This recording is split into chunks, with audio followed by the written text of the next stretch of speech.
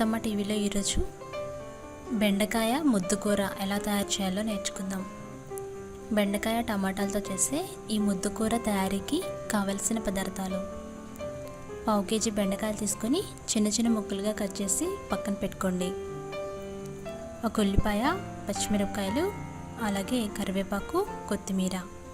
1 టమాటా తీసుకొని చిన్న చిన్న ముక్కలుగా కట్ చేసి పెట్టుకోండి.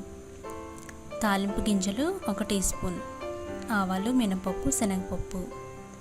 అలాగే ఇవన్నీ కట్ చేసి పక్కన పెట్టుకోండి. కారం, పసుపు, ఉప్పు, నూనె 1 టేబుల్ స్పూను. కారం, ఉప్పు మీ రుచికి సరిపడా వేసుకోండి. ఇప్పుడు తయారీ విధానం నేర్చుకుందాం.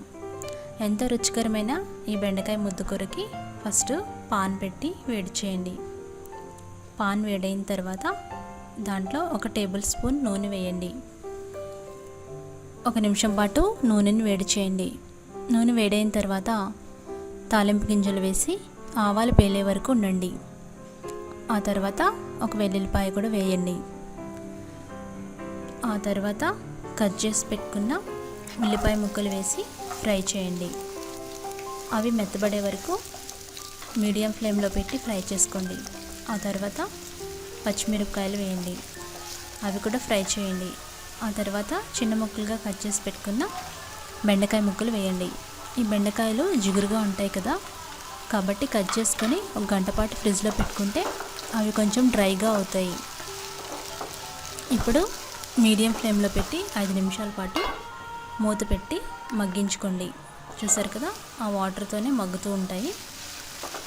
మళ్ళీ ఒకసారి కలయబెట్టి మరలా మూత పెట్టి మగ్గించుకోండి. ఇప్పుడు తరిగి పెట్టుకున్న టమాటాలు వేయండి. టమాటా ముక్కలు కూడా వేసి ఒకసారి కలయబెట్టి మరలా మూత పెట్టి మీడియం ఫ్లేమ్లో 5 నిమిషాల పాటు మగ్గించుకోండి.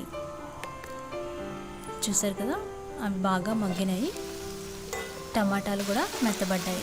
ఇప్పుడు కూర జిగురుగా అవుతుంది, అంటే బెండకాయల్లో ఉన్న జిగురంతా బయటకు వస్తుంది. ఆ జిగురు త్వరగా పోవాలంటే దాంట్లో రుచికి సరిపడా ఉప్పు, అలాగే మీ రుచికి సరిపడా కారం వేసుకోండి. పచ్చిమిర్చి వేసుకున్నాం కాబట్టి కారం రుచి చూసి వేసుకోండి. ఆ తర్వాత 1 చిటికెడు పసుపు వేయండి. కారం, ఉప్పు, పసుపు ఇవన్నీ బెండకాయలు టమాటా ముక్కలకి బాగా పట్టాలి, అందుకని బాగా కలియబెట్టండి. ఏ ఫ్రై చేసుకున్నప్పుడైనా కారం, ఉప్పు కానీ మసాలాలు కానీ వేసినప్పుడు వెంటనే సిమ్లో పెట్టి వేయించుకోవాలన్నమాట. కారం, ఉప్పులు వేసిన తర్వాత సిమ్లో పెట్టి మగ్గించుకోండి. ఇప్పుడు కరివేపాకు, కొత్తిమీరని తుంచి వేయండి. అలా తిప్పుతూ మరో 5 నిమిషాల పాటు సిమ్లో మగ్గించుకోండి. మూత పెడితే త్వరగా మగ్గుతాయి. అలాగే అదే వాటర్తో మగ్గి ముద్దకూరలాగా వస్తుంది. అంతే, కూర రెడీ అయిపోయినట్టే. మరింత క్రిస్పీగా కావాలంటే మరో 2-3 నిమిషాలు మగ్గించుకొని సర్వ్ చేసుకోండి. అంతే, బెండకాయ ముద్దుకూర రెడీ అయింది. ఇది వేడివేడి అన్నంతో తీసుకుంటే చాలా బాగుంటుంది.